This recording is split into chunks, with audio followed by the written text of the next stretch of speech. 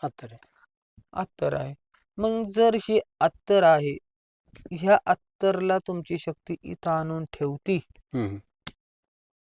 आणि फक्त तिथून इथं आणून ठेवते, तर मी तुम्हाला मानन का तुमच्याकडे मुंजा आणि चेड आहे. तुमच्या पॉडकास्टद्वारे मी ज्या लोकांच्या डोळ्यावर पडदा आहे त्या लोकांना पण सांगतोय का जे लोक भ्रमात आहेत का माझ्याकडे मुंजा आहे, मी मुंजाकडून काम करतो आणि मी चेड्याकडून काम करतो, त्याला बी मी सांगतो जर तुझ्याकडे या गोष्टी आहेत, ही फक्त माझी अत्तरची बाटली इथं आणून ठेव, बस.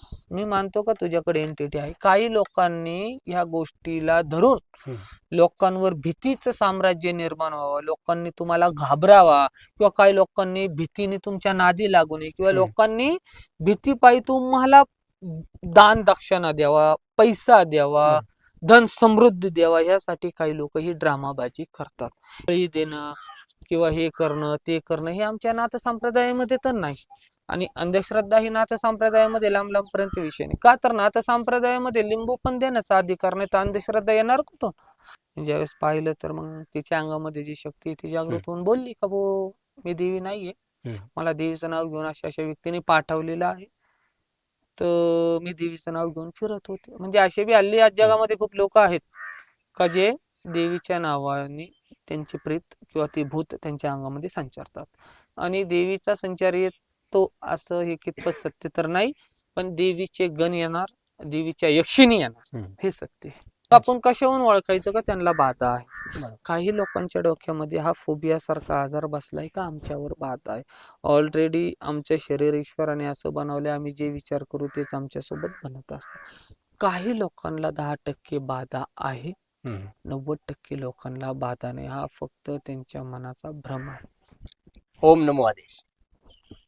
बरं, हे वाक्य ऐकल्यानंतर किंवा हा जो मंत्र आहे ओम नमो आदेश, हा मंत्र ऐकल्यानंतर नेमकं तुमच्या डोळ्यासमोर येतं तरी काय? बरोबर, नवनाथ. आता हे नवनाथ आले कुठून, यांची उत्पत्ती झाली कशी, आणि या नवनाथांच्या द्वारे या समाजामध्ये आपल्या सगळ्या जनसामान्यांसाठी नेमकं या नवनाथांनी केलं तरी काय, आणि जी शाबरी विद्या यांनी आणली ती आहे तरी काय, या सर्व प्रश्नांची उत्तरं आज आपण आपल्या गुरुजींकडून जाणून घेणार आहोत. तर आज आपल्यासोबत आहेत राजसागर गुरुजी. तर त्यांच्याकडून जाणून घेऊया आपल्या या नवनाथ प्रथेबद्दल, संप्रदायाबद्दल आणि त्यांनी आणलेल्या शाबरी विद्येबद्दल. ओम नमो आदेश गुरुजी. आदेश. तर आता या नाथ संप्रदायामध्ये असं मानलं जातं की गुरु जे आहेत ते सर्वस्व आहेत. ठीक आहे, तर मग गुरु जर सर्वस्व आहे तर मग गुरु आणि ईश्वर यामधील अंतर काय? गुरु आणि ईश्वर यामधलं अंतर तर खूप मोठं आहे. ईश्वराला आम्ही स्वयं पाहू शकत नाही, बरोबर, पण आम्ही ईश्वराचं स्वरूप हे गुरु मध्ये पाहतो. गुरु हे दुसरं स्वरूप ईश्वराचं. प्रथम स्वरूप ईश्वर, दुसरं स्वरूप गुरु. ज्याने स्वतःच्या गुरुमध्ये ईश्वराचं स्वरूप पाहिलं त्यानेच गुरु जाणलं, बरोबर, तो गुरु. आणि ज्याने ईश्वराच्या स्वरूपमध्ये स्वतःला शिष्य जाणलं तो शिष्य. फरक आहे गुरु आणि शिष्य. जर शिष्य गुरुला ईश्वराच्या स्वरूपामध्ये जाणत नाही तर तो ईश्वराला कसं जाणणार सर्वप्रथम.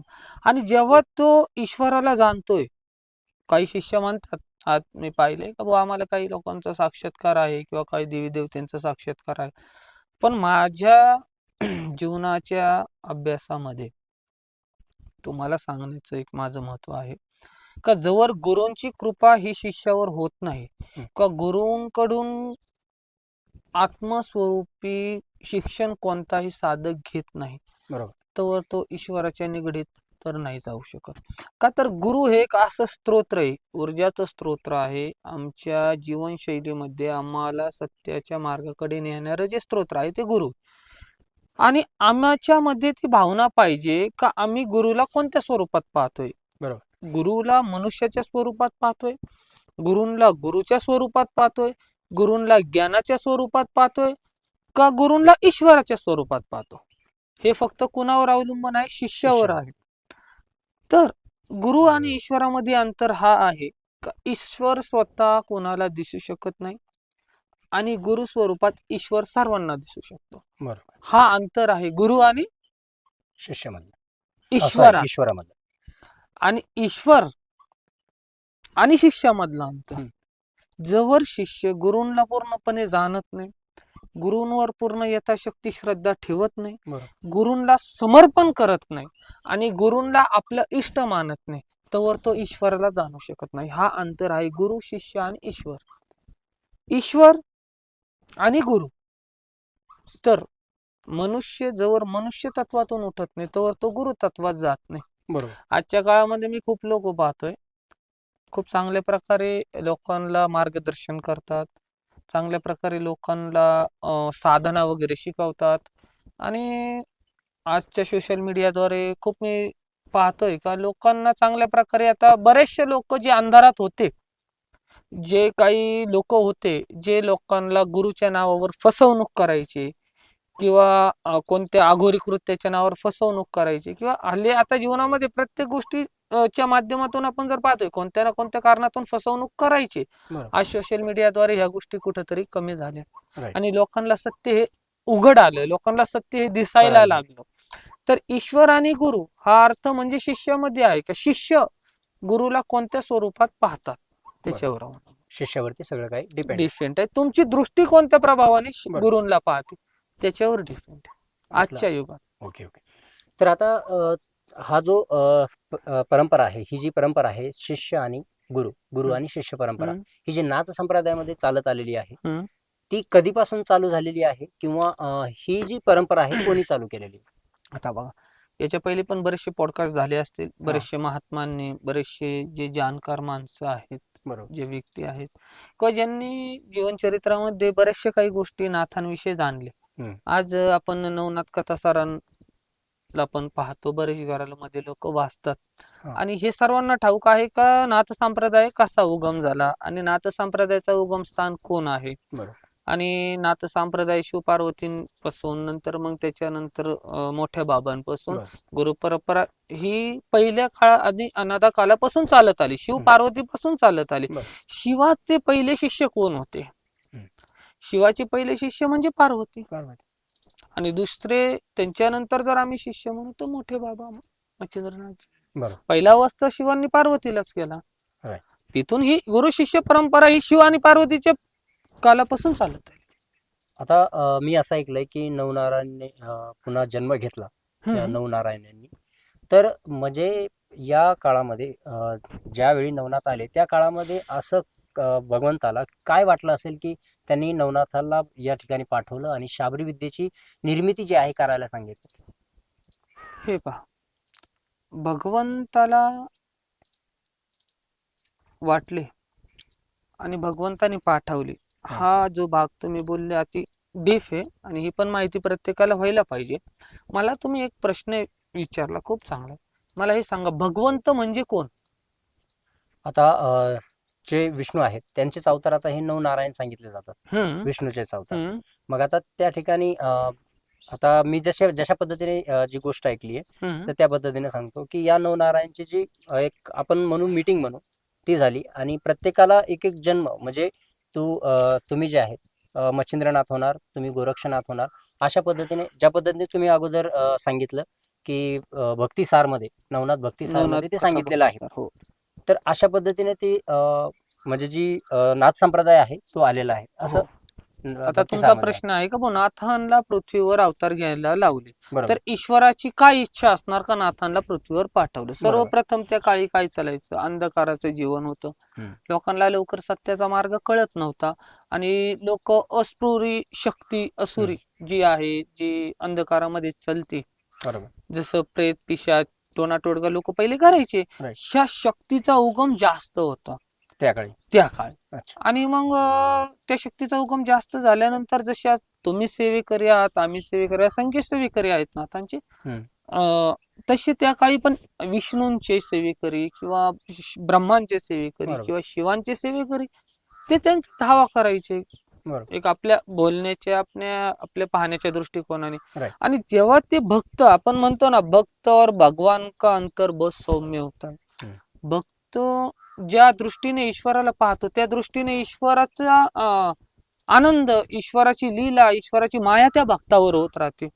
अशा काही स्वरूपाने मग नाथांचा जन्म त्या काळी विष्णूंची परमभक्त किंवा शिवांचे परमभक्त किंवा ब्रह्मांचे परमभक्तांच्या लीले आधारे नाथांना या भूतलावर जो अंधकार, जो हाहाकार, जो विनाश काय चालू, त्याला संपवण्यासाठी एक एक अवतार या सृष्टीवर घ्यावा लागला. बरोबर.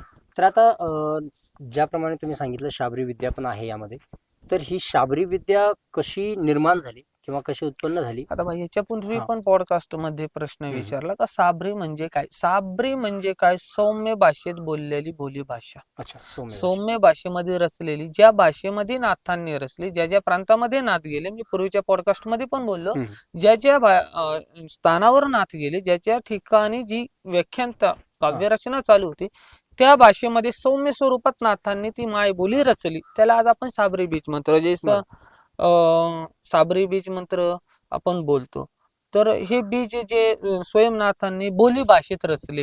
जसं आता मराठी भाषेत म्हणे आम्ही ओम नमो आदेश, आकाश बांधू पाताल बांधू, बांधू धरती आसमान, मेरा बांधा ना बंदी, मेरे गुरु का बांधा ना बंदी, तो गुरु गोरक्षनाथ क्या.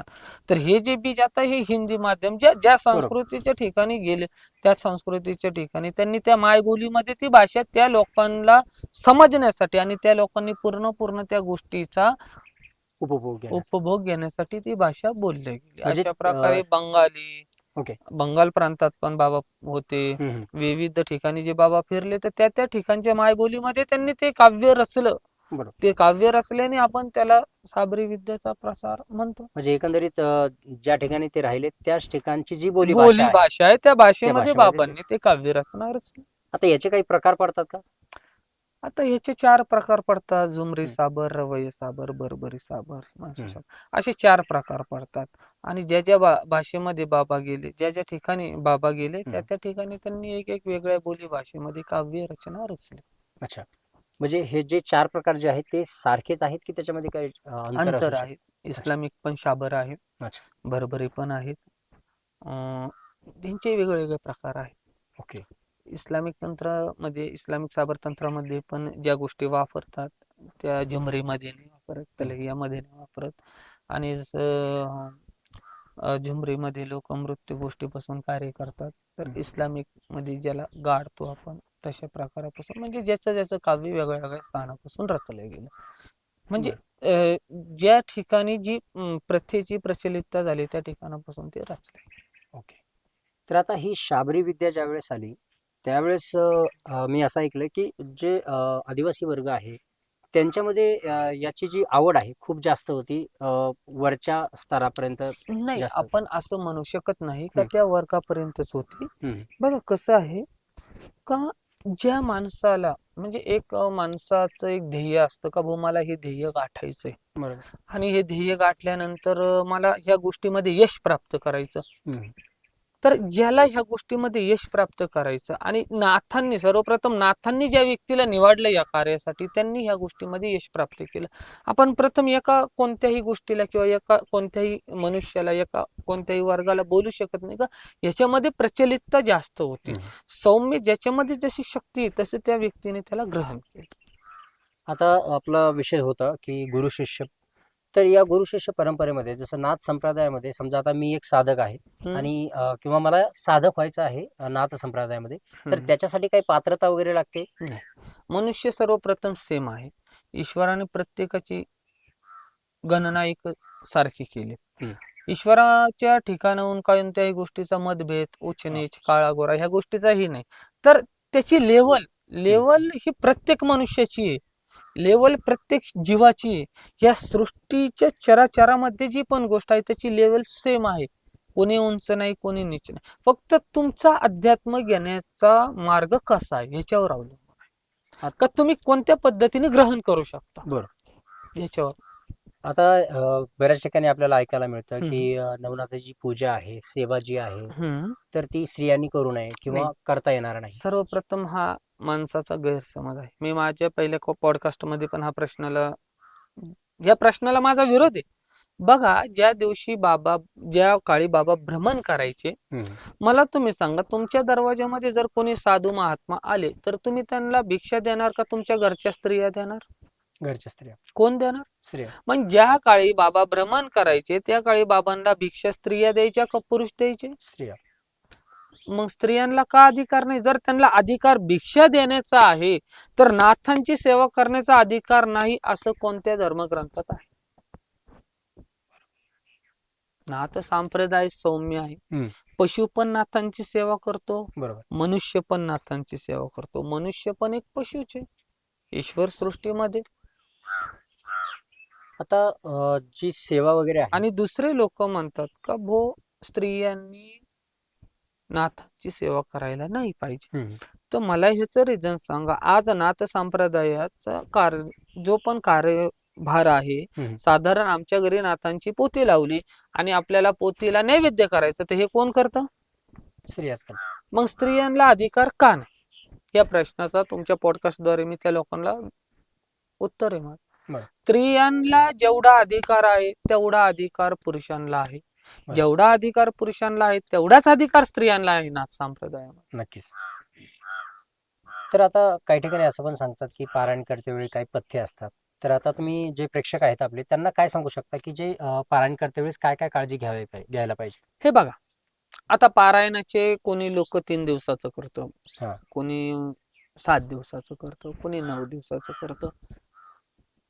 आता जसं आहे का ब्रह्मचर्य अटळ आहे, ब्रह्मचर्यात माणसाने राहायला पाहिजे आणि आयुष्यामध्ये तर खोटं बोलायला नाहीच पाहिजे. ओके. पण साधने काळामध्ये माणसाला जेवढं पण खोटं बोलणे किंवा जेवढ्या पण काही गोष्टी असतील ह्याला वर्ज करायला पाहिजे. ब्रह्मचर्य राहायला पाहिजे, मनाला संतुष्ट ठेवायला पाहिजे आणि भले साधना चालू असो किंवा नाही, माणसाने प्रेमळ स्वभावातच प्रत्येकाशी राहायला पाहिजे. एवढं मी सर्वांना सांगतो. आता जो साधक वर्ग ज्यांचं लग्न वगैरे झालेलं आहे त्यांच्यासाठी काय सांगाल तुम्ही की कशा पद्धतीने सेवा केली जाऊ शकते आणि हे काय पहा, पथ्य असतील? आता स्त्री आणि पुरुष वरून घडत आहेत. हे काही सृष्टीवर कुणी बनवलेले नाही. एवढाच आहे का उदर आईच्या पोटातून प्रत्येक मनुष्याचा, प्रत्येक जीवाचा होतो. आता जे दैनंदिन जीवनामध्ये घरामध्ये आता आमच्या 4 लोक आहेत, 5 लोक आहेत, 10 लोक आहेत. तर सर्वप्रथम जो जीवनशैलीमध्ये जो माणूस आहे, जो घरामध्ये आहे, घराविक आहे, घराचा भार त्याच्यावर आहे, त्याने त्याची दिनचर्या हा रोजची सारखी करू शकतो. जसं सकाळी उठणे, स्नान करणे, तुला जेवढा पण वेळ आहे तू त्याला तुझ्या साधनेला, तुझ्या नामस्मरणाला दे. साधना म्हणजे मी जास्त करून नामस्मरणेला महत्व देतो. तर नामस्मरणाला दे. भले तुझ्याकडे 2 मिनिटं नामस्मरणाला, 2 मिनिटं नाही तर चालता चालता नामस्मरण कर, पण कर. साधना करण्याच्या नादात काम नको सोडू. जर काम सोडलं तर तुझं घर प्रपंच कोण चालवणार? त्याच्यामुळे तू साधना पण कर आणि काम पण कर. काम करता करता साधना कर, साधना करता करता काम कर. हे निश्चय मनुष्यासाठी, जगसृष्टीवर प्रत्येक मनुष्यासाठी निश्चय. फक्त साधक लोक म्हणजे काय लगेच काम सोडणं आणि बैरागी बनणं हे साधना नाही. तुम्ही तुमच्या प्रपंचात राहून सुद्धा एक ब्रह्मचारी साधक आहात. जर तुमच्या दृष्टीवर, तुमच्या इंद्रियावर, तुमच्या ब्रह्मचर्यावर पूर्ण विश्वास नाही, पूर्ण कंट्रोल आहे किंवा पूर्ण सक्षम आहात तुम्ही ते करण्यास, तर तुम्ही एक साधक आहात. बरोबर. आता याच्यामध्ये बरेच जण सांगतात की जर समजा तुम्हाला भक्ती करायची असेल किंवा अध्यात्म करायचं असेल, परमार्थ करायचा असेल तर तुम्हाला प्रपंच सोडावा लागतो. नाही,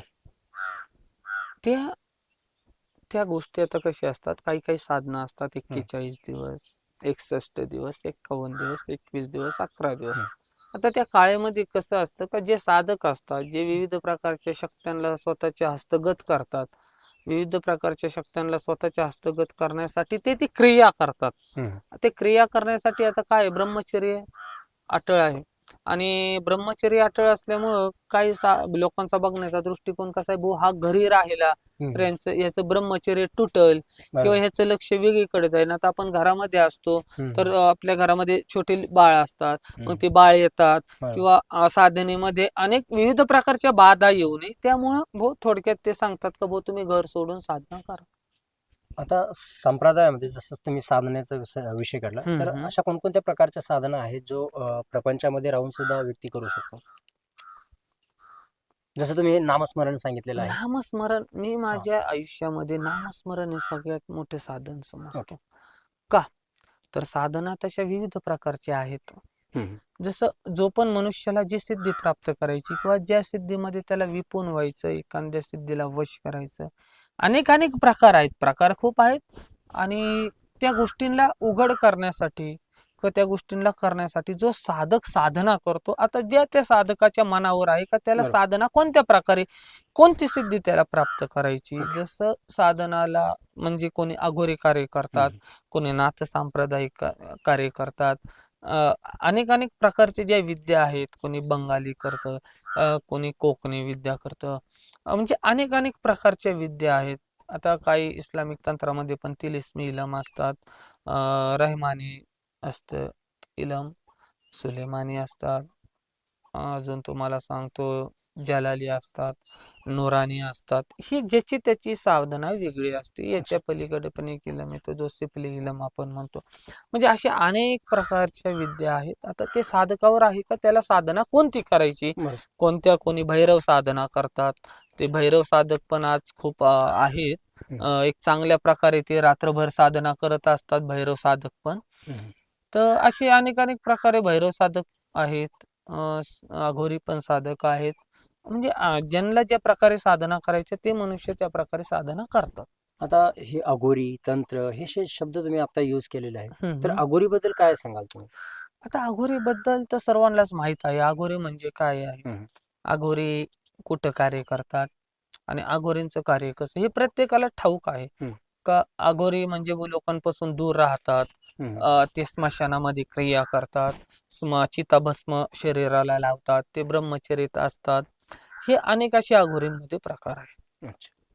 आता नाथ संप्रदायामध्ये जे मुख्य नाथ आहेत, गोरक्षनाथ सुद्धा आहेत त्यामध्ये. तर गोरक्षनाथ जे स्वतःचा जो अनुभव आहे, स्वानुभवाला ते महत्त्व देतात. हो. हां. तर आता याच्यामध्ये काय आहे, की आता सध्या जी अंधश्रद्धा सुरू आहे या समाजामध्ये, तर त्याच्याबद्दल तुम्हाला काय वाटतं, की नाथ संप्रदायामध्ये या अंधश्रद्धेला कितपत महत्त्व आहे? मला आता सर्वात पहिले सांगा, हं. अंधश्रद्धा म्हणजे काय आहे. अंधश्रद्धा ही नाथ संप्रदायामध्ये तर मोडतच नाही. हं. नाथ संप्रदायामध्ये जप, हवन, हं. ध्यान मुद्रा, ध्यानस्थ बसणे, साधना करणे, हं. हं. सौम्य साधना करणे, एकांत बसून साधना करणे, काही वेळ नाथांचं स्मरण करणे, अलौकिक शक्तींचा अनुभव घेणे, हं. ही नाथ संप्रदायात आहे. अंधश्रद्धा ही नाथ संप्रदायामध्ये येतच नाही. ओके. अंधश्रद्धा म्हणजे काय आहे, उदाहरण तुम्हाला बळी देणं बरोबर. किंवा या देवतेला बळी देणं, ह्या देवतेला बळी देऊन खुश करणं, ही अंधश्रद्धा झाली. हं. आमच्या नाथ संप्रदायामध्ये ही नाही. त्याच्यामुळे आपण नाथ संप्रदायामध्ये अंधश्रद्धा बोलू शकत नाही. हं. ठीक आहे, कोणत्याही संप्रदायाचं आपण नाव घेऊन त्यांना बोलू शकत नाही. पण बरोबर. आज हां. जे साधक आहेत त्यांना कळतं का ही एक बळी देणं किंवा हे करणं ते करणं हे आमच्या नाथ संप्रदायामध्ये तर नाही. आणि अंधश्रद्धा ही नाथ संप्रदायामध्ये लांब लांबपर्यंत विषय नाही. का तर नाथ संप्रदायामध्ये लिंबू पण देण्याचा अधिकार नाही, तर अंधश्रद्धा येणार कुठून. नाथ संप्रदायामध्ये फक्त पाणी किंवा बभूती आपल्याला देण्याचा अधिकार आहे. जो पण आपण नाथांचा धुना जळतो, हं. गोरक्षनाथ बापांचा हं. नावाने जो धुना चेतन असतो, साधक त्या म्हणजे धुन्यामध्ये काय गौरी जळत असते, शुद्ध तूप असतं, तीळ असतं, हावरी असते, तूप असतं, ह्या गोष्टी जळतात. बरोबर. त्यांना मंत्राच्या साह्याने लोक सिद्ध करतात. जे पण गुरूंचे हं. मंत्र आहेत, गुरूंचे जे सिद्ध मंत्र आहेत, त्या मंत्राद्वारे लोक सिद्ध करतात. ते त्यांच्यासाठी जे आजारी आहेत, पीडित आहेत, त्यांच्यासाठी प्रार्थना करतात हं. गोरक्षनाथांना का बाबा यांचा हा आजार बरा होऊन द्या. बरोबर. आणि ज्याचा जसा विश्वास आहे त्या प्रकारे बाबा त्याला साथ देतात. तर नाथ संप्रदायामध्ये अंधश्रद्धा हा विषय नाही. आता जसं तुम्ही अंधश्रद्धेविषयी आपण बोललो, हम्म. तर जो संचार वगैरे होतो, हम्म. तर त्याच्याबद्दल काय सांगाल? अंगामध्ये येणं, अंगात देवी येणं, देव येणं, ह्याच्याबद्दल काय वाटतं? आता पहा, अंगात देवी किंवा देव येणं ह्या गोष्टीला सर्वप्रथम संप्रदाय मानत नाही. हं. सर्वप्रथम आम्ही ह्या गोष्टीला मानू का तुम्ही कोणत्या तरी ऊर्जेला तुमच्या हस्तांतरित करताय किंवा एखाद्याच्या हस्तांतरित करताय किंवा एखाद्याच्या शरीरामध्ये टाकताय किंवा तुमच्या शरीरामध्ये टाकताय. पण देव आणि देवी अंगात येणं हे कितपत सत्य नाही. देवींचे गण येणार किंवा हं. देवींच्या यक्षिणी तुमच्या शरीरामध्ये येणार. मी आजकाल खूप लोक असे पाहिले का त्यांचे पित्रच देवाचं नाव घेऊन त्यांच्या शरीरात फिरतात. अच्छा. ऑलरेडी देव नाही. आणि बऱ्याचशा गोष्टी आहेत अशा का मी पाहिले. आता काही कालांतरापूर्वी पण मी गेलतो एक ठिकाणी, तर तिथं पण असं कोणाला देवी वगैरेचा संचार होता. ज्यावेळेस पाहिलं तर मग तिच्या अंगामध्ये जी शक्ती आहे ती हं. जागृत होऊन बोलली का मी देवी नाहीये, हं. मला देवीचं नाव घेऊन अशा अशा व्यक्तीने पाठवलेलं आहे, तर मी देवीचं नाव घेऊन फिरत होते. म्हणजे असे बी हल्ली आज हं. जगामध्ये खूप लोक आहेत का जे देवीच्या नावाने त्यांची प्रेत किंवा ते भूत त्यांच्या अंगामध्ये संचारतात. आणि देवीचा संचार येतो असं हे कितपत सत्य तर नाही, पण देवीचे गण येणार, देवीच्या यक्षिणी येणार, हम्म. हे सत्य आहे.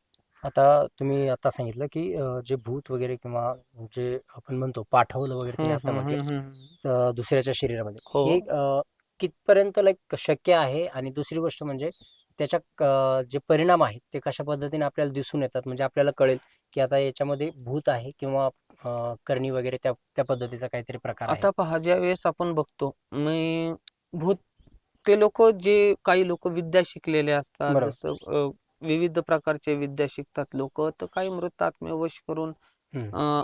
ते दुसऱ्याच्या शरीरामध्ये त्यांना नाव वगैरे भोग वगैरे देऊन ते हम्म. त्यांना पाठवतात, तर त्या हम्म. गोष्टी त्यांना त्रास देतात बऱ्याचपैकी. हे सत्य आहे का, तर हे मी माझ्या डोळ्याने पण खूप ठिकाणी पाहिलं आणि झालेलं आहे आणि होत आहे आणि होत राहणार आहे. का तर लोकांनी विद्या त्या प्रकारे काही लोकांनी शिकली आणि त्या माध्यमातून ते ह्या गोष्टी करतात. हम्म. दुसरी गोष्ट, का लोकांना संचार काय आहे, कितपत आहे आणि किती आहे, ह्या गोष्टीला सर्वप्रथम लोकांनी जाणून घ्यायला पाहिजे. दुसरी गोष्ट, सर्वप्रथम लोक ह्या गोष्टीला जाणणारच नाही का माझ्या शरीरामध्ये कोणाचा संचार आहे, तर ते प्रत्येक गोष्टीला देवाचा संचार म्हणूनच फिरणार. आणि देव हा कोणाच्याही अंगात संचारत नाही. त्यांचे गण, त्यांच्या यक्षिणी ह्या त्या त्या प्रभावाने, त्या मनुष्याच्या शरीरामध्ये जेवढी एंटिटी त्या प्रभावाने ते त्याच्या शरीरामध्ये कार्य करतात. दुसरी गोष्ट, जे लोक आहेत जे ब्लॅक मॅजिक वगैरे करतात, ते एक आत्म्याला वश करून दुसऱ्या शरीरात त्याचे नुकसान, त्याची हानी, जे पण काही त्याचे कार्य आहे ते थांबवण्यासाठी पाठवतात. हे सत्य आहे. का तर हे मी माझ्या जीवनशैलीमध्ये बऱ्याचदा पाहिलेलं आहे आणि होत आहे पण पाहतो. आता ही जी भूतबाधा आहे हम्म, किंवा करणी आहे, हम्म, एखाद्याला करणी केली किंवा एखाद्याला भूतबाधा झाली, हे हम्म. कसं कळून येतं? समजा काही लक्षणे आहेत का त्याची? हे बघा, आता ह्या गोष्टीमध्ये आपण सर्वप्रथम पाहायला गेलो ना, सर्व काही मनाचा खेळ आहे तुमच्या. अच्छा. तुम्ही जर एका गोष्टीला डोक्यात धरलं का भाऊ अशा अशा ठिकाणी मी गेलो आणि मी तिथं घाबरलो, तेव्हापासून मी आजारी पडलो, तुम्ही 100% आजारी पडलो. पण जर ती गोष्ट तुम्ही डोक्यात आणलीच नाही तर ती तुम्हाला लागणार कशी? दुसरी गोष्ट, लोक म्हणतात का याच्या शरीरामध्ये भूतबाधा आहे. हम्म. भूतबाधा होती हे सत्य आहे, पण हे किती सत्य आहे? जेवढा माणूस विचार करतो तेवढंच. तेवढं. तुम्ही ज्या गोष्टीचा जेवढा विचार करणार ते तेवढीच गोष्ट तुमच्या शरीरात असणार. आज मी खूप लोक पाहिले, ते म्हणतात आम्हाला 20 वर्षापासून त्रास आहे, कोणी म्हणतं 15 वर्षापासून त्रास आहे. ही पीडा आमची निघत नाही. त्याच्या मागचं रिझन मी पाहिलं का, हे कोणत्या तरी बाबांकडे जातात, कोणी तेही साधकांकडे जातात.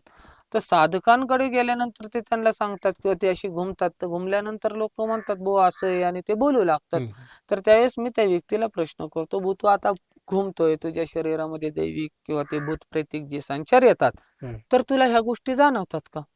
ती व्यक्ती म्हणते हो. हम्म.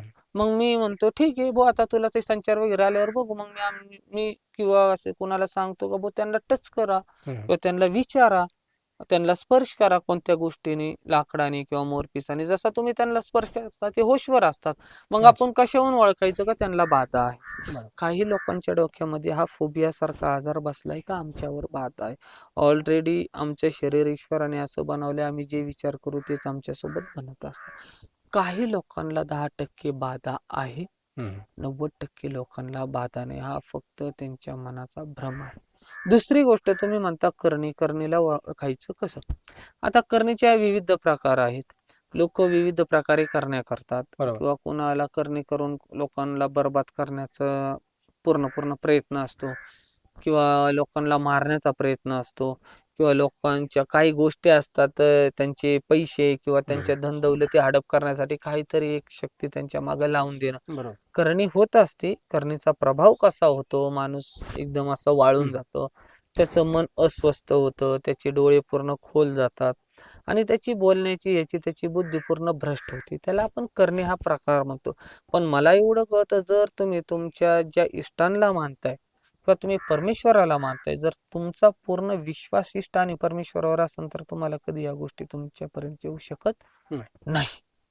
म्हणजे जर सर्वप्रथम एखाद्याने नाथ संप्रदायामध्ये किंवा किंवा नाथांची जरी भक्ती केली तरी भूतबाधा होण्याची शक्यता नाही. नाही, 100% नाही. पण 100. मनापासून भक्ती. मनापासून. तुम्ही म्हणता मला व्हावं नाही यासाठी तुम्ही भक्ती करता, तर बरोबर. असं नाही. तुम्ही अंतर्मनाला स्वच्छ ठेवून, अंतर्मनाचे पट उघडून, कम्यात मी तुमचा, तुम्ही माझे, बरोबर. अर्पण व्हा, नाथांच्या चरणी अर्पण व्हा, तर तुम्हाला अडचण नाही येणार. आता पहा, का प्रत्येक घरामध्ये आई वडील असतात, मुलगा असतो. आता मुलाला मारलेल्या आई वडिलांना आवडतं का? नाही. तसे नाथ आमचे वडील आहे, आमचे गुरु आहे, आमचे दाते. मग तुम्ही जर त्यांची सेवा करते, तर ही वाईट ऊर्जा, निगेटिव्ह जी पण एनर्जी आहे, ही तुमच्यापर्यंत नाथ कशी येऊन देणार? सर्वप्रथम तुम्ही जाणून घ्यायला पाहिजे का नाथ आहेत कोण, आणि नाथांचं जाज्वलता काय आहे, नाथांची प्रख्याता काय आहे, नाथांची ऊर्जा काय. या गोष्टीला जेव्हा आपण एक साधक जाणतो, किंवा जो पण भक्ती करतो तो जाणतो, त्याच्यानंतर त्याला नाथ काही कळतात. बरोबर. आता गावाकडे आपण बऱ्याचदा अशी चर्चा ऐकतो की एखाद्याने चेडा सोडला किंवा एखाद्याने मुंजा सोडला, तर हा जो प्रकार काय आहे नेमका, चेडा मुंजा? 99% हा फसवण्याचा प्रकार आहे. अच्छा. 99% हा फसवण्याचा प्रकार आहे. 1% आहे जे यश आहे. आणि जर ते म्हणतात, तुमच्या पॉडकास्टद्वारे मी त्या लोकांना सांगतो, जे म्हणतात ना आजच्या कालिका माझ्याकडं मुंजा आहे, माझ्याकडे चेडा आहे, त्यांनी मला त्याची आवृत्ती दाखवणे, त्याची सिद्धत्वता दाखवणे. तुमच्या स्वतःकडे एक शक्ती आहे, ती शक्ती काही पण करू शकते. आता हे माझ्याकडे ही काय आहे? अत्तर आहे. मग जर ही अत्तर आहे, ह्या अत्तरला तुमची शक्ती इथं आणून ठेवती, आणि फक्त तिथून इथं आणून ठेवते, तर मी तुम्हाला मानन का तुमच्याकडे मुंजा आणि चेडा आहे. तुमच्या पॉडकास्टद्वारे मी ज्या लोकांच्या डोळ्यावर पडदा आहे त्या लोकांना पण सांगतोय का जे लोक भ्रमात आहेत का माझ्याकडे मुंजा आहे, मी मुंजाकडून काम करतो, मी चेड्याकडून काम करतो, त्याला बी मी सांगतो, जर तुझ्याकडे या गोष्टी आहेत, ही फक्त माझी अत्तरची बाटली इथं आणून ठेव, बस. मी मानतो का तुझ्याकडे एंटिटी आहे. काही लोकांनी ह्या गोष्टीला धरून लोकांवर भीतीचं साम्राज्य निर्माण व्हावं, लोकांनी तुम्हाला घाबरावा, किंवा काही लोकांनी भीतीने तुमच्या नादी लागू नये, किंवा लोकांनी भीतीपायी तुम्हाला दान दक्षिणा द्यावा, पैसा द्यावा, धन समृद्धी द्यावा, यासाठी काही लोक ही ड्रामाबाजी करतात. हे आहे सत्य आहे, हे आहे सत्य 1%, 99% नाही. आणि ज्याच्याकडे पण आहे त्या बंधूने, त्या साधकांनी मला ते फक्त इथून इथं आणून दाखवणे, जी पण गोष्ट आहे. म्हणजे ही आज अत्तरची बाटली, तुम्ही काही पण, हे कापड आहे, हा रुमाल आहे, हा रुमाल माझा इथून इथं आणून दाखवा ज्याच्याकडे आहे. तुमच्या पॉडकास्टद्वारे मी सांगतोय त्या साधकांना का तुम्ही मला ही गोष्ट करून दाखवणे, सामर्थ्य सिद्ध करणे, सामर्थ्य सिद्ध करणे. जर एक शक्ती तुमच्यामध्ये आहे, आता माझ्या शरीरामध्ये आत्मा आहे, ईश्वर स्वरूप ईश्वराने दिलाय मला तो, मी प्रत्येक कार्य करू शकतो. ही बाटली इथं ठेवू शकतो, हे इथं ठेवू शकतो, इथं अदृश्य शक्त्या आहेत. पण मनुष्य एवढा श्रेष्ठ नाही का त्याच्या आधी राहून कार्य करतील. लाखो मध्ये एखाद्या मनुष्याला ही सिद्ध होऊ शकते, लाखो मध्ये एखाद्या मनुष्याकडे या गोष्टी आहेत, बरोबरच लोकांकडे नाही. आज मी लोकांना पाहतो का काही लोक दगड आणतात आणि त्याला काही शेंदूर वगैरे बघून ठेवतात, आणि लोकांना म्हणतात नाही हा प्रख्यात मसोबा आहे, हा मंजोबा आहे, हा लईच डेंजर आहे. ह्या गोष्टी सत्य तिथपर्यंतच आहे जेवढा तुम्ही विचार करणार, अन्यथा नाहीत. आता हा जो मुंजा प्रकार आहे किंवा जे आपण चेडा म्हणतो, हे नेमकं आहे तरी काय? हा, आता हा प्रश्न आपण जे पण साधक आहेत, जे पण प्रेक्षक आहेत त्यांना विचार तुमच्या पॉडकास्टच्या माध्यमातून, का मुंजा म्हणजे काय आहे. म्हणजे हा प्रश्न माझा आहे त्या साधकांना, का मुंजा म्हणजे काय आहे. त्यांनी आपल्याला कमेंट मध्ये तुमच्या सांगायला पाहिजे. नक्कीच तुम्ही कमेंट करून सांगा की मुंजा हा प्रकार तुमच्या दृष्टीने काय, त्यानंतर चेडा हा प्रकार तुमच्या दृष्टीने काय. जर माहिती असेल तर कमेंट नक्की करा, आणि जर माहिती नसेल तरीही कमेंटमध्ये करा की माहिती नाही म्हणून. ठीक आहे. तर आता हा जो मुंजा आहे, तुम्ही जसं आपण बोलता बोलता म्हटलं होते की मुंजाचे काही प्रकार असतात. मुंजाचे बरेचसे प्रकार आहे. मुंजा हा एक नाही आहे. आजच्या हल्ली जगामध्ये काय झालंय का पिंपळाचं झाड म्हणजे नर झाड म्हणजे मुंजा लोक समजतात. पिंपळाच्या झाडामध्ये ही नॅचरल जी युनिवर्स सृष्टी आहे, या सृष्टी पासून हे झाड झालेलं आहे, ह्याला कोणी तयार केलेलं नाही. आणि सृष्टीच्या ऊर्जेमध्ये त्याची एक अशी ऊर्जा त्याच्यामध्ये समावते का ते प्रत्येक गोष्टीला त्याच्या अनुकूलते शुद्ध करतं. बरोबर. प्रत्येक झाडाखाली मुंजा आहे हा लोकांचा गैरसमज आहे, आणि प्रत्येक पिंपळ हे मुंजा आहे, हा लोकांचा गैरसमज आहे. लोकांनी हा डोक्यामधून काढून टाकणे. का प्रत्येक झाडामध्ये आज मी बरेचसे आमच्या अहिल्यानगर जिल्ह्याच्या काही मध्यवर्ती भागामध्ये मी पाहिले, हम्म. ते लोक मृत त्यांच्या घरामध्ये कोणी शिशु वारले किंवा जे अविवाहित मुलं वारलेत, तर ह्यांना मुंजाच्या स्वरूपामध्ये पुजतात. ओके. ह्यांना मुंजाच्या स्वरूपामध्ये पुजतात. हम्म. आणि लोकांना वाटतं का मुंजा हा एक आहे आणि मुंजा साधना ही असते. तुम्ही एखाद्या एंटिटीला, एखाद्या शक्तीला आव्हान करून काम करून घ्या. तिथं काम करवण्यासाठी बोलवू शकतात. हम्म. पण ऑलरेडी मुंजा हा एक नाही. आता काय असतात, काही लोक बालपणी वारतात, काही मध्यम हम्म. स्वरूपात वारतात. मग त्या एनर्जी फिरत असतात, आत्मे फिरत असतात. बरोबर. मग काही साधकांकडे काही शक्ती असतात, काही सिद्धी असतात, ते त्याद्वारे त्याला वश करून आपल्या कार्यामध्ये वापरतात. हम्म. आणि वापरल्यानंतर ते म्हणतात बुवा अशा ठिकाणी मुंजा आहे, अशा ठिकाणी हे आहे. पण हे तेवढं सत्य नाही जेवढे लोक बोलतात. का प्रत्येक आज मी खूप लोक पाहिले ते म्हणतात आमच्याकडे मुंजा आहे, आमच्याकडं काय चेडा आहे, हम्म. आमच्याकडं कोकणी चेडा आहे, हम्म. आमच्याकडे सडका चेडा आहे, बरं. आमच्याकडं बंगाली चेडा आहे. हे काय प्रकार आहे? मनुष्याच्या आत्मेचे प्रकार आहे, फक्त तुम्हाला वेडवण्यासाठी. मी आज प्रेक्षकांना एकच सांगू शकतो, ज्यांनी नाथांच्या गोष्टीला प्रबळ धरलं, हम्म. ज्यांनी नाथांची घरामध्ये सेवा केली, ज्यांच्या घरामध्ये नाथांची शंखधुनी आहे, ह्या गोष्टी त्यांचं काहीही करू शकत नाही.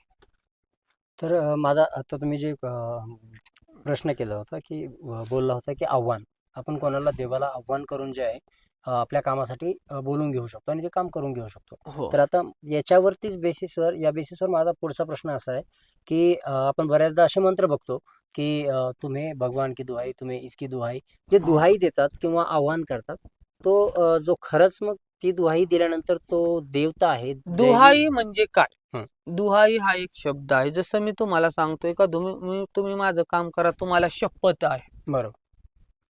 दुहाई. काही मंत्रांमध्ये म्हणजे दुहाई गौरा पार्वती की, हम्म. दुहाई लोणाच्या मारन की, दुहाई नाथो की, बरोबर. दुहाई गोरक्षनाथजी की. बरोबर. तर हे जे आहेत ना, हे काव्य रचलेत का जी शक्ती आहे, ज्या गोष्टी आहेत, हम्म. त्यांना शपथ देणे आणि मग ते कार्य करून घेणे, ह्याला दुहाई म्हणतो आपण. आता खरंच माणसामध्ये एवढं सामर्थ्य आहे का की तो देवतेला, एखाद्या देवाला दुहाई देऊन त्याच्याकडून काम करून घेत? हे पहा, माणसामध्ये प्रत्येक कार्य करण्याचे सामर्थ्य आहे, पण ते त्याच्या मनावर आहे. कोणी लोभी आहेत, कोणी निस्वार्थी आहेत. आणि आजच्या युगामध्ये मी पाहिले का निस्वार्थी लोक कमी आहेत, लोभी लोक जास्त आहेत. तर माणसामध्ये तर तेवढं सामर्थ्य आहे का तो एखाद्या गोष्टीला स्वतःच्या अनुकूल करू शकतो. किमान जशी तुमची श्रद्धा राहिली तशी तुमची कार्य होतात, जशी तुमची भक्ती राहिली तशी तुमचे कार्य होतात. बरोबर.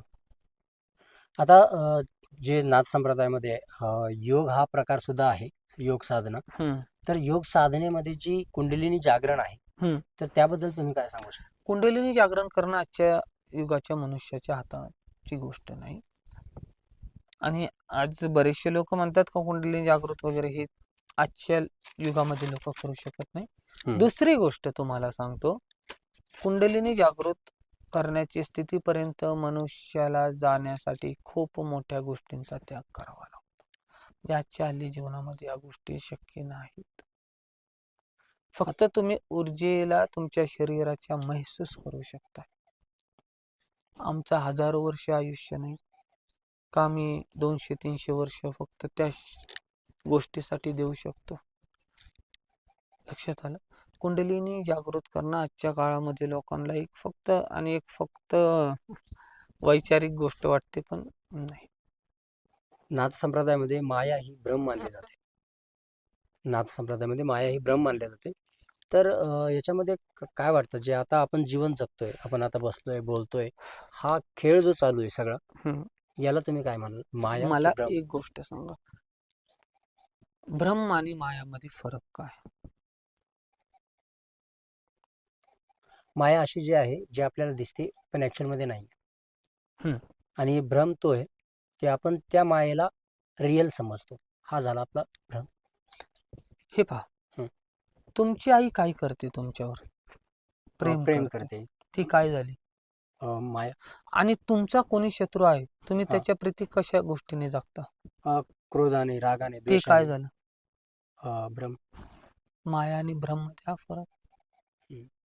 तुमच्यावर अवलंबून आहे का तुम्हाला कोणत्या पद्धतीने कोणत्या व्यक्तीशी संलग्न राहणे, कोणत्या व्यक्तीच्या प्रती कोणता विचार करणे आणि कोणत्या व्यक्तीला कोणत्या आधारे धरणं, हे तुमच्यावर आहे. मायेत धरणं का भ्रमात धरणं. भ्रम हा स्वतःला मी म्हणण्याचा अधिकार देतो आणि माया स्वतःला आम्ही म्हणण्याचा अधिकार देते. हा माया आणि भ्रमचा फरक आहे. जे दिसतं ते नसतं ही माया. ही मनुष्यामध्ये एवढी पण आजच्या लोकांमध्ये काही दैविक चमत्कार नाहीयेत बरं. का ते माया करू शकतात. हा जसे आमचे नवनाथ झाले, आमचे 84 सिद्धनाथ झाले, हे प्रचंड स्तोत्र आहे, ऊर्जा बरोबर. स्तोत्र, यांच्याकडे या सर्व सिद्ध आहेत. माया म्हणजे तुम्हाला एका ठिकाणी असंख्य गोष्टींचं दर्शन घडवून देणे. आजच्या मनुष्याच्या हातात आहे का? नाही. आहे का? नाही. खुली गोष्ट. माया आणि भ्रम. आई आता- करते माया, शत्रू करतो भ्रम. ह्या बरोबर. गोष्टी माया आणि भ्रमचा फरक आहे, सौम्य फरक आता हा जो माया शब्द आहे, त्या माया शब्दाने एक मला प्रश्न आठवतो आहे.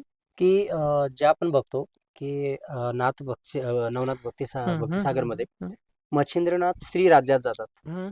तर जे स्त्री राज्य त्या भक्तिसारमध्ये सांगितलेलं आहे, तर ते स्त्री राज्य एक भौगोलिक जागा आहे की या ठिकाणी आहे, या राज्यात आहे, की तो एक भ्रम किंवा माया आहे? हे बघा, आता नाथांना अष्टांग सिद्धी प्राप्त आहे. हम्म. ते तुम्हाला इथं दिसू शकतात, ते तुम्हाला ज्या दृष्टिकोनाने तुम्ही त्यांना पाहणार तिथं दिसू शकणार. बरोबर. आता पहा, ज्या दृष्टिकोनाचा भाग आला नाथांचा, मायेचा. हम्म. जर मी नाथांविषयी जर बोलायला गेलो ना, तर नाथांकडं माया करण्याची असंख्य लीला आहे. आणि नाथ कोणत्या लीलेने कोणती माया करणार आणि कोणत्या मायेने कोणती लीला करणार हे तुमच्या आणि आमच्या डोक्याच्या बाहेर आहे.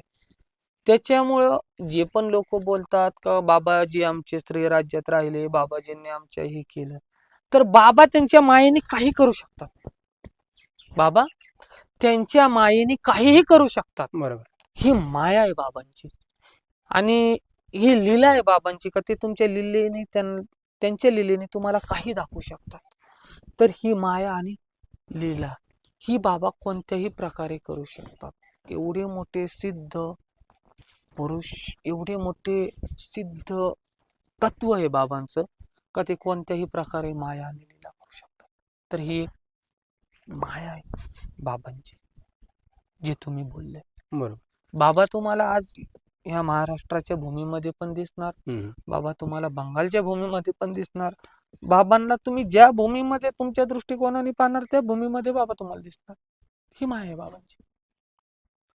तर मायावरूनच दुसरा मला एक प्रश्न आठवतो की ज्याप्रमाणे सांगितलं गेलंय भक्तिसार मध्येच पुन्हा अनेकदा येतो मी पुन्हा एकदा, तर त्याच्यामध्ये सांगितल्याप्रमाणे की गर्भगिरी जो पर्वत होता तो गोरक्षनाथांनी सोन्याचा केला होता. नाही, आता गर्भगिरीचा पट्टा तो खूप मोठा आहे. हा. तो बरोबर, गर्भगिरीचा पट्टा एवढा मोठा आहे. आता जर मी बोललो हा इथं इथं सोन्याचा केलता, तर प्रेक्षक लोक काय म्हणतील, आता तिथं सोनं निघत का नाही?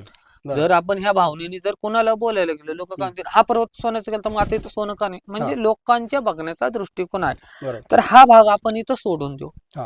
का तर कुणाची माया नको दुखायला, कुणाचं मन नको दुखायला बरोबर. आणि कोणत्या लोकांनी ऑब्जेक्शन नको घ्यायला, म्हणून हा प्रश्न आपण इथं थांबू. जर आपण म्हणलं हा गर्भगिरी पर्वत बाबांनी सोन्याचा केलता, मग लोक म्हणतील तेव्हा सोन्याचा केलता ना आता का नाही सोन्याचा? बरोबर. उदाहरण.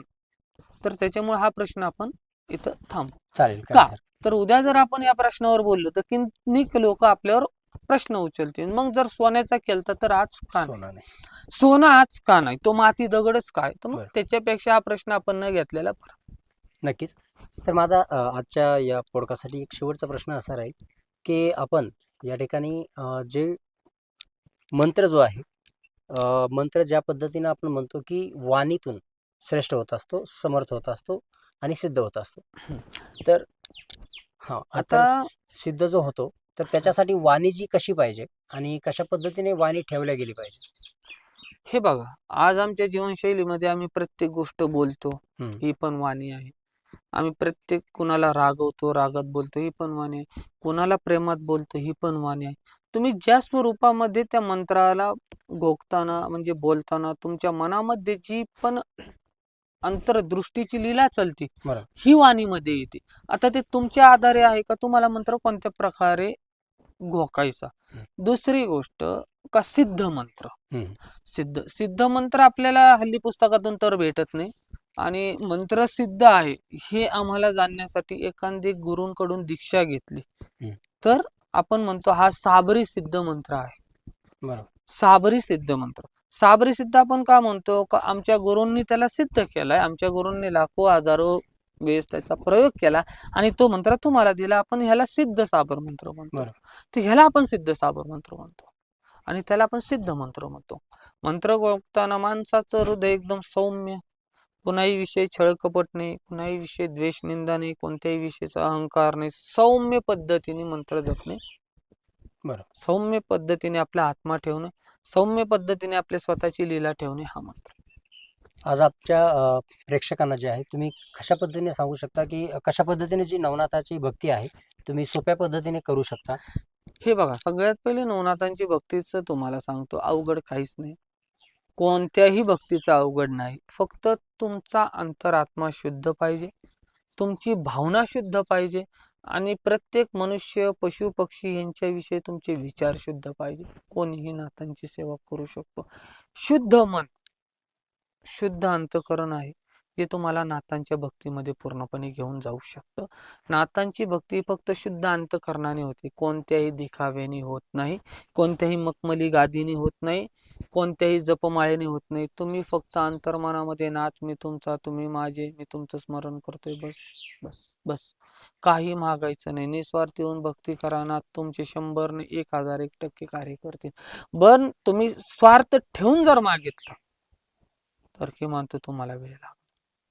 तर असा एखादा मंत्र तुम्ही प्रेक्षकांना देऊ शकता का जे ज्यांनी जर जपमाळ घेऊन केला किंवा त्याचं नामस्मरण जर करीत राहिले तर त्यांच्या कल्याणासाठी किंवा ज्या येणाऱ्या अडचणी आहेत त्यासाठी त्यांना फायदा करू शकेल? हो, आपण विद्येच्या रिलेटिव्ह तर त्यांना मंत्र नाही देऊ शकत, बरोबर.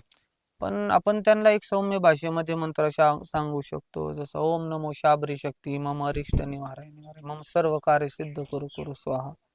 ओम नमो शाबरी शक्ती मम अरिष्ट निवाराय निवाराय मम सर्व कार्य सिद्ध करू करू स्वाहा. मग तुमचं सर्व कार्य येतंय तिथं तुम्ही तुमचं जे मेन कार्य आहे त्या कार्याला उच्चारा. किंवा जर सगळेच कार्य तुम्हाला सिद्ध पाहिजे तेव्हा तुम्ही 108 वेळेस वाचा. पण सर्वप्रथम मच्छिंद्रनाथजी बाबा ओम चैतन्य मच्छिंद्रनाथाय नमः, ओम चैतन्य गुरु गोरक्षनाथाय नमः, ह्या मंत्रांचा 108 वेळेस जप करून या मंत्राला तुम्ही मी जो पहिले बोललो ओम नमो शाबरी शक्ती मम अरिष्ट निवाराय निवाराय मम सर्व कार्य सिद्ध करू करू स्वा, या मंत्राला 21 वेळेस 54 वेळेस जशी पण तुमची भावना दृष्टिकोन राहिला त्या त्यांनी जपून एक अगरबत्ती लावून तो मंत्र जपून त्याची राख थोडी कपाई लावून थोडीशी चाटून निघले तरी कार्य तुमचे सिद्ध होणार. पण अंतःकरण शुद्ध. ज्या भी माणसाने ह्या मंत्राचा, जसं आता हल्ली मी लोक पाहिले का ही मुलगी मला सोडून गेली मी हिच्यासाठी जपन, ही व्यक्ती, ह्याला हा मंत्र कार्य करणार. ह्या मंत्राला आम्ही त्याच्यासाठी किल केलंय. बरोबर. हे मंत्र आता मी तुमच्या पॉडकास्ट मध्ये पण सांगतोय का हा मंत्र मी त्या गोष्टीसाठी किल केला. हा मंत्र त्याच्यावर कार्य करू शकतो. फक्त तुमचं जे कार्य होत नाही, आज तुमची अडचण आहे, आज तुम्हाला व्याधी आहे, तेच कार्य तुमचं या मंत्राद्वारे नीट होणार आहे.